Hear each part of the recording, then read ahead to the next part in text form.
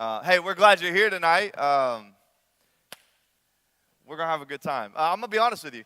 We're starting this new series tonight. It's called I'm Not All Right. That's what the I'm/all right means. I'm Not All Right. That's our new series. And what happened is about a month ago, our team was together and we were talking about, hey, what are we going to do in between these two series that we were working on? And we thought, hey, we just want to do just 1 week where we just kind of do a topical message and kind of a little balance in between. And the more we started to talk, the more we realized that a message on mental health really wasn't enough, that it was going to take a few weeks to navigate this well. And the more we talked about it, the more we realized that, man, this is a big deal.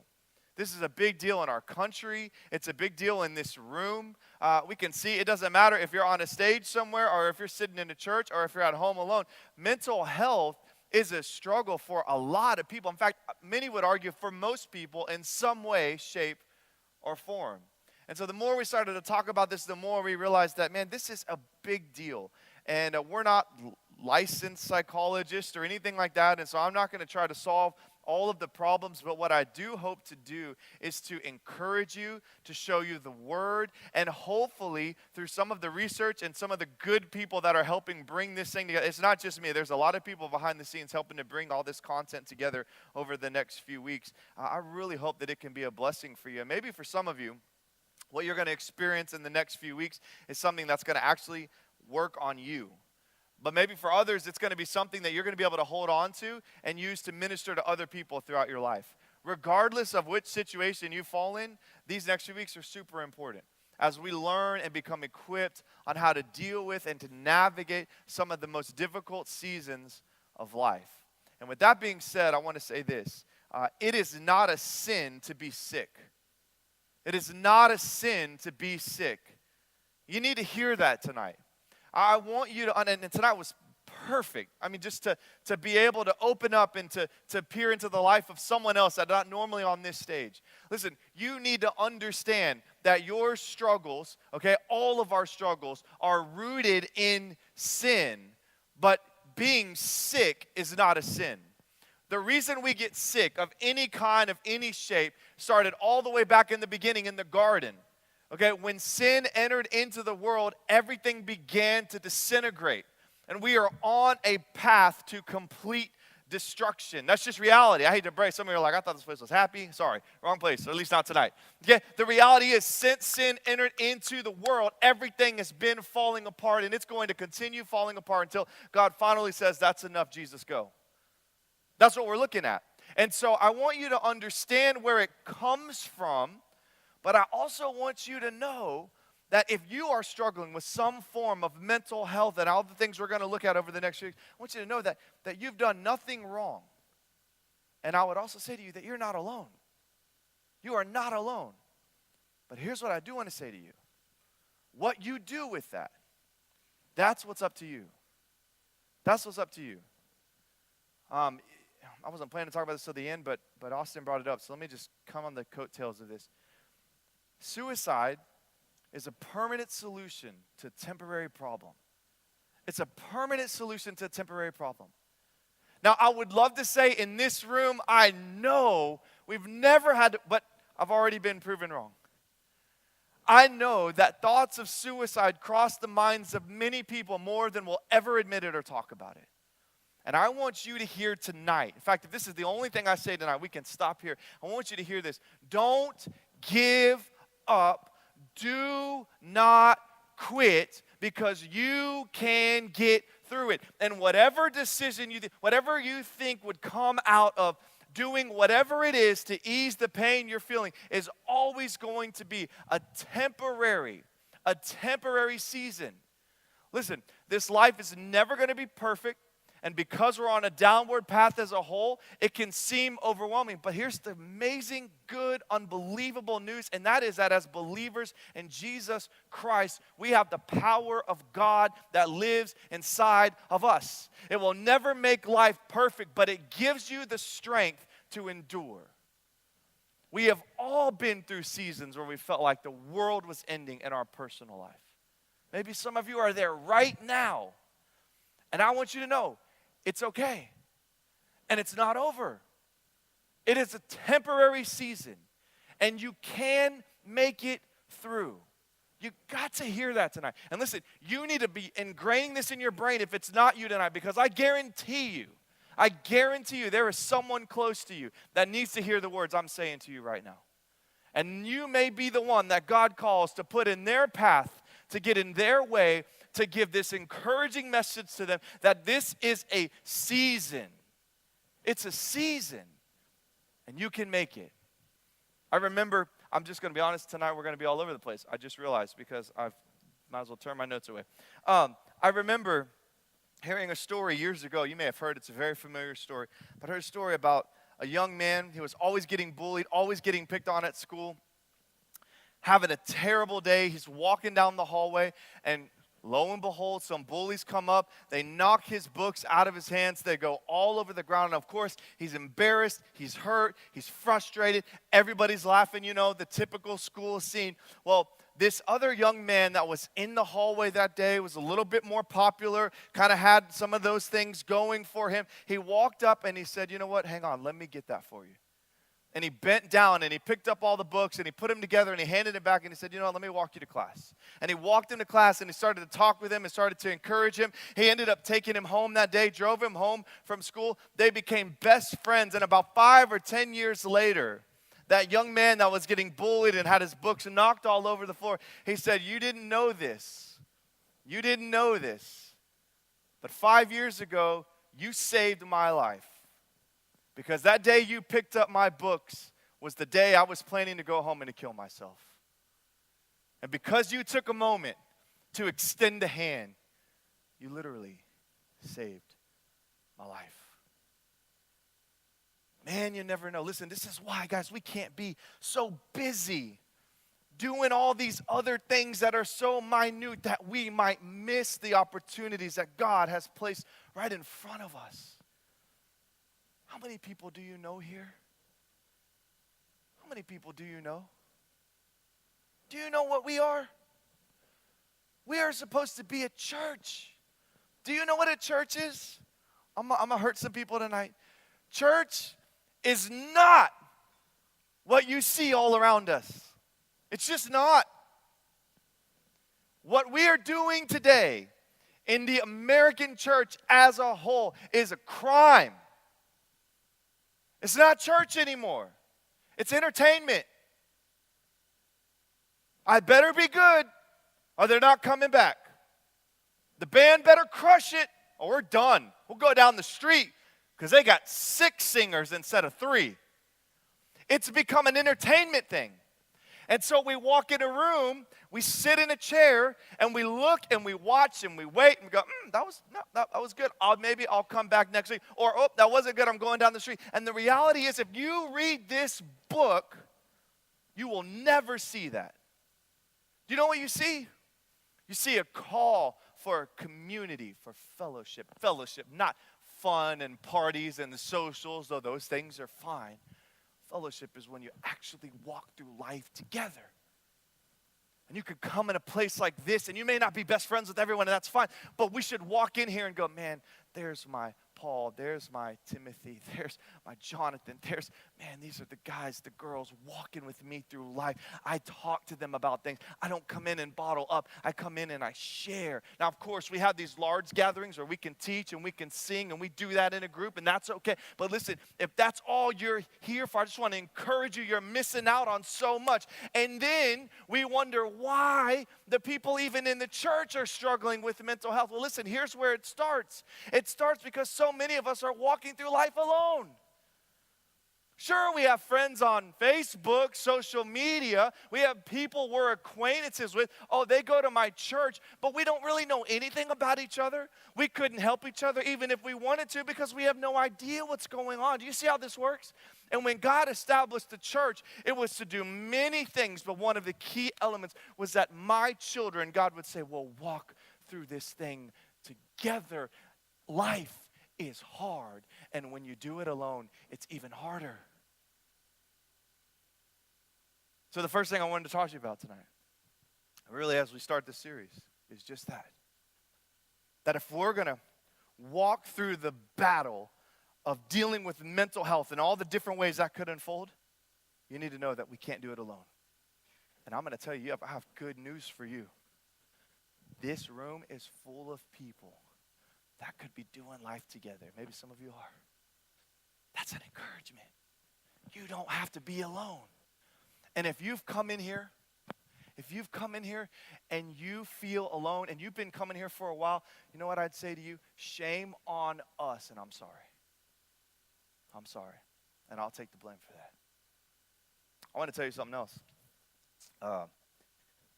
For the last month, I've done an injustice to you as your pastor. I have not shared with you a season of struggle that I've been in that I should have had my people walking with me through. This last month, don't worry, there's nothing moral or anything I'm about to drop on you. But this past month has been this past month and a half has been the most difficult days, the most stressful days of my life. Last night, we started a brand new program in this room, in the room next door for our married adults, one of the new ministries that I took over. And I'm telling you, it was packed from wall to wall. Every detail you could imagine had to be covered. And I'm telling you what, for the last month and a half, I've been dying. As I've been trying to keep up with Sunday morning and keep up with Wednesday night and keep up with you guys on Thursday and never let you suffer for what's been happening. But you know what I've done? As I'm looking at all this and I'm about to talk to you about how you need to stick together. And no one in here really knew what was going on with me because I did an injustice and not modeling to you the very thing that we should all be doing. And that is walking through life together. And I should have been asking you guys to be praying for me. I didn't need anything else from you. I just needed your prayers. I needed the strength that's going to come from you going on my behalf before the Lord and praying over me. I needed that, and I didn't do it, and I have let you down by not modeling what it could look like, and for that, I'm sorry. Guys, this is what life is supposed to look like. You don't have to walk in a room and say, today I did all of it. But you walk in and you say, man, I need to talk to you. I'm not going to make everyone down and walk in mopey every single day, but I want to talk to you tonight. I need some encouragement. Can we catch up after service? You betcha. Hey, you know what? I'm going through something. I need to talk right now. Could we do that? You know what? I'll sacrifice my service. Let's go talk out in the lobby. This is what a community looks like. And I just want to encourage you guys. I want to encourage you to want that, to desire that. And man, if you walk in here and you go, I could never make this place my home, then we love you, not to be me. Go on. Find a place that you can because that's what it's supposed to be. Look, if you're entertained by me, you can go watch the videos online. Good for you. That's not church, though. Man, I want you to come here to be encouraged by the word and to sing because we have an incredible group leading us in worship every week. But I want you to have a place where you can feel like you're at home, that you have friends, and that you are not alone. It's vital. Well, I'm out of time. Just a couple of things as I lay groundwork for this series. Number one, when we say mental health, it does not always mean crazy. Okay? Can we? And I put whatever. What's that? Question? Yeah, I didn't graduate college. Yeah, it doesn't mean crazy. Okay? Now there are some really extreme mental health issues, we know that. Okay, we're not calling them crazy, that's why they're in the quote. But what I'm saying to you is the mental health that's most common are the things that you probably didn't even realize fall into the category of mental health. Things like depression, anxiety, OCD, PTSD, bipolar, substance abuse disorders, eating disorders. All of those things, they are in the categories and the leading mental health issues. Did you know that? And it's because of those things that most suicides come to life. Not all, but most come from some form of a mental health issue that just wasn't dealt with. So we see that and we go, whoa, this is important. And then we look at it and we say, when you look at the research and the statistics on mental health, you know what we find? It's the young adults that have the biggest struggle because they're trying to figure out who they are. What we're always talking about in here. who you are, your purpose, right? One day you're going to find someone. That stress wears people out. You've got change of job. I graduated college, but I didn't get a job I thought I was going to get. Or I'm working through college and it's so hard. I got this test and this exam and this paper. And you have all these things that pile up when we're young adults, because that's the season of life. And we find that young adults are the ones struggling the most with mental health issues. And so this is as real for you and I as it's going to get. The other thing is, as we go through the next few weeks, we really won't get into specifics tonight, but as we go through the next few weeks, I want to encourage you. As we talk about some of these issues, you're going to go, wait a minute, I experienced some of that. I've seen some of that. I've had some of that. And just because you have some of the stressors or the symptoms doesn't mean you have a diagnosis. And I want to say that up front, okay? Listen, I've been in places of depression, but I don't feel like I'm struggling with being depressed as an official disorder. Does that make sense? And so I want to set that up for you, because some of you are going to be going, oh, I thought I was okay. I have all of these. Every one of these isn't me. What if this place is terrible? I never want to come back. Where's the happy stuff? This is crazy. So I just want to warn you that you're going to probably find that there's some stuff going on with you. And here's the good news, okay? Usually diagnoses come with a 6-month or more kind of extreme experience of these. And so we've probably all been a little depressed. We've probably all been a little anxious. We've probably all had some of these things. So I want to encourage you. But at the same time, I also want to warn you. When you start to hear it, you may realize this explains a lot of what's going on in my life. And I want to encourage you. Man, we're on the right track. And we're going to get some help. And it's going to be beautiful. I want you to know 2 things. God is the ultimate healer, and if he decides to heal you tonight from whatever it is, he can. But I also want to remind you that God also uses his people to do some of that healing.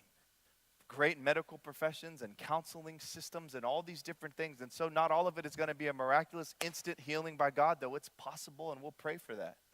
For some of us, it's going to be a journey that we're going to go on, but it's going to be in the journey that we're going to encounter the Lord and learn and grow into who he wants us to be. And so I want to just lay some of that groundwork for you and to just encourage you as we begin to move forward in this idea. Now, I had a passage. I'm not going to have time to break it down, but let me just read this passage to you, and I want to encourage this thought, and then we're going to get on out of here. Mark chapter 2 says this. Mark chapter 2, verse 1. And when he returned, this is Jesus, to Capernaum, after some days, it was reported that he was at home, and many were gathered together, so that there was no room, not even at the door. Okay, let's just pause for 1 second. I wasn't going to break it down, just this part. Okay, there are so many people in the house, okay? This is probably a larger house, but there's so many people in the house that they cannot get this, you're about to find out, man that's paralyzed in the door. Okay, and you would think, a group that sees a man paralyzed and they're listening to a man speak that's obviously healed people numerous times so far, you would think that there'd be some sympathy, right? Hey, make some way so the man can make his way in and maybe be healed. Wouldn't that be cool? We get to see. They are so locked in on what Jesus is all about that they could care less about anything else happening around them. And guess what? That's our problem today. We're so focused on coming into church and getting what we need that we miss what's all around us. You came to church tonight to be ministered to and to do some ministry. Did you know that? Well, we don't think about it like that. And we get this perfect model. Were they doing anything wrong? No, they were locked in on Jesus, the Son of God. Pretty good person to be locked in on. But even in that moment, you can be so locked in that you miss the moment happening around you. And I wonder how many people you've encountered in the last few days that could have, been encouraged by you, uplifted by you, maybe even changed by God's work through you. We get caught up. Okay, no more of that. Okay, let's keep going. And he, Jesus, was preaching the word, that's the Bible, was preaching the word to them, and they came bringing to him a paralytic carried by how many? 4 men. Anybody got 4 people in their life? Like not 4 Facebook friends, okay? I'm talking 4 people that would carry you if you were paralyzed, no matter how long the journey. Now, that may be a weird explanation, but I'm just saying. Does anybody got 4 people? Anybody got 3 people? 2 people?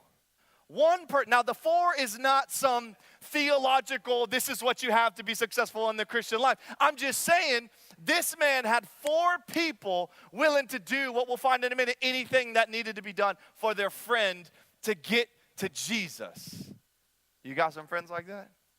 I'll tell you what, if you don't, I give you a hint, it's probably because you're not that kind of friend. Sorry. Dang, I should have waited for week 2. I'm sorry. Listen, you're going to attract who you're like. If you're some bozo that just drains your friends constantly, guess what? You're going to spend a lot of time being alone. But oh man, if you bring to the table as much as you're taking out, it sure does make a difference. Now that was free for some of you. Now here's what it made me think of. And I'm looking at this. While Jesus was preaching, they came bringing their friend in. Listen, your friends will never know what's going on with you if you don't tell them. Silent suffering is the worst experience you'll have in your life. When you are suffering and you tell no one about it. Don't let silent suffering be what, if you will, symbolically chokes you out. Don't do it. Find those people, maybe those 4, and talk about it. Then verse 4. And when they could not get near him because of the crowd, the rude people focused on Jesus, they removed the roof above him, and when they had made an opening, let down the bed in which the paralytic lay. Now I'm going to tell you, as a teacher, I teach multiple times a week. Nothing is worse than when people are distracted, okay? I'm just going to be honest. If I was teaching and all of a sudden some dude started coming through the ceiling, I'd have a problem with that, okay? You would probably see a different side of me. I wish that wasn't true, but it probably would happen. What in the world are you doing digging a hole in my roof while I'm trying to preach the gospel? But you don't hear Jesus complain about that at all. I just can imagine everyone's like doing the one eye up, one eye down, like, what is going on? But it's Jesus. What's going on? It's Jesus. But this is so weird. And he's getting closer and closer and closer. This guy's amazing. Like, everyone's coming for this dude. What in the world is going on? And they lower him and they lower him and they lower him. And why were they doing it? Because, listen, good friends, they're going to do whatever it takes to help you get where you need to go. I'll tell you what, though, good friends also have good discernment. They know when you need to go at it alone, and they know when they need to walk with you. That's a big deal, because the truth is, some of you need a little bit of time of navigating some things on your own. Some of you are, listen, never mind, let's move on.